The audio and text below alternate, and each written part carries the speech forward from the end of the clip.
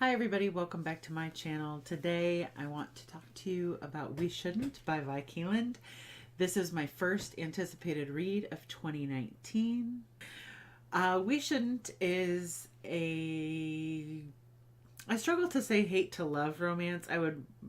I guess I would say enemies to lovers is a little more accurate, and you might not think there's any difference in the two of those things, but these two characters never really hate each other. The story is about Annalise and Bennett, and they both are the creative directors for an advertising agency, and their two advertising agencies merge. So they find themselves in competition for the same job. That's about as much hate, really, as there ever is, if you could even classify that as hate. It's kind of like competitors to lovers romance, if that makes any sense. I give this book 4 stars. I really liked it. I've never read Vi Keeland, and that was the point of getting We Shouldn't. That was why it was an anticipated release for me. Vi Keeland is a pretty recognizable name now amongst contemporary romance, and I wanted to see if I would like it. And I really liked this book because most hate to lover, enemies to lovers romances are a little bit overly dramatized. The feelings that the two characters have for each other tend to create some really unrealistic circumstances sometimes. People who dislike each other, they dislike each other and don't really ever reach the point of doing things that characters like that do in a hate to love romance or an enemies to lovers romance. And so what I really liked about We Shouldn't is that Vi Keeland kind of kept it real. I mean, these two were competing for the same job, and there was a healthy dose of competition, and they tried to undercut each other a couple of times. But other than that, there wasn't, I mean, they weren't acting ridiculous. They weren't acting childish over their feelings towards each other. It was pretty realistic and pretty down to earth. I really liked the characters in this book. That leads me to another aspect that I really liked, which is that there was more going on with them than just this world where they competed for the same job. Bennett as a character actually has several layers, including a painful event from his past that still colors who he is in the present. He also has a very close relationship with a younger person that he cares for very much. I mean, he just is a very flushed out character, and he feels like a real kind of guy instead of just this, romantic hero that, couldn't ever possibly exist in the real world.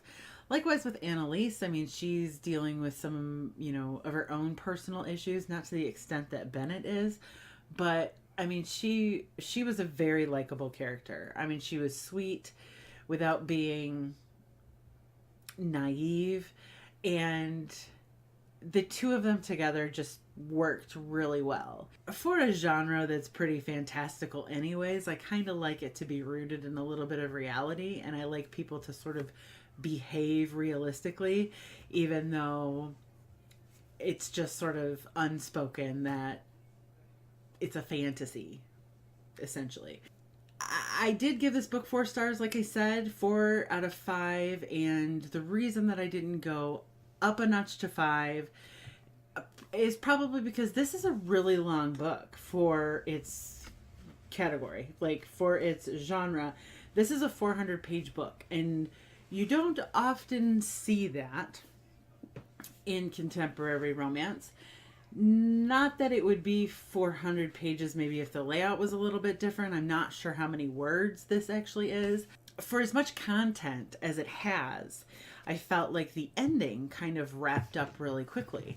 It was probably 360 pages into the 397-page book before things really started to be addressed, before we started to find out or get an inkling as to which character was going to end up with the job, and whether or not Bennett's painful past was going to be resolved, and what was going to happen to this ex-boyfriend of Annalise's that just kind of lingered in the background.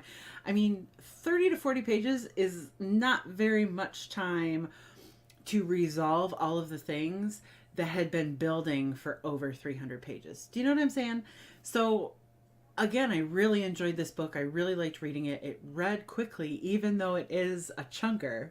I was able to get finished with it quickly because I did really enjoy it. I just wish that the book had been balanced a little bit more, where, you know, the resolution to things took up a little bit more space, and some of the other stuff that attributed to the build up maybe wouldn't have been as necessary. So these characters do take a good healthy chunk of time to warm up to one another and really address any attraction between the two of them.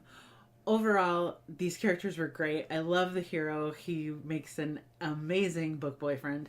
And I really love the heroine too. I mean, I think that together they were super cute. And this book actually made me cry, to be honest with you. Like, my eyes were watering. It takes something that's kind of tropey, and I even said in my anticipated releases video that this isn't necessarily an original story. I've read this story before. In fact, I cannot give you a title or an author, but I'm pretty sure I've read a story with two competing employees at an advertising agency after a company merger.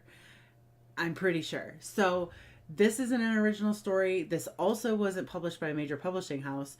This was, at least my version, was independently published. So for not being an original story, I really like that it avoided all of the tropey, commonplace things, elements that you get in this particular genre and this subcategory of this genre, and really turned out to be a good book. And I definitely am willing to give Vi Keeland another shot, which is what I wanted to know. I wouldn't call the writing original or unique. I don't think that there's a lot of style here. The book alternates between first person perspective Annalise and first person perspective Bennett, which commonplace in romance these days.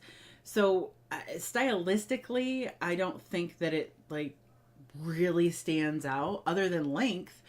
But I think the content more than makes up for that. I would rather read a book with really viable and rich content with sort of an expected stylistic execution than something that's really uniquely written but falls apart in plot or leaves me unclear or confused about who the characters are and all that kind of stuff. So if you're a fan of contemporary romance, whether or not you've read Vi Keeland before, I think she's done a lot of work with Penelope Douglas, if I'm thinking about that correctly. Give We Shouldn't a shot. It came out in the beginning of January. This is a brand new release. So if you do happen to read it, let me know what you think. If you know of any other Vi Keeland books that you think I might be interested in, leave all of that stuff in the comment section below. Thank you so much for watching. I will see you all very soon.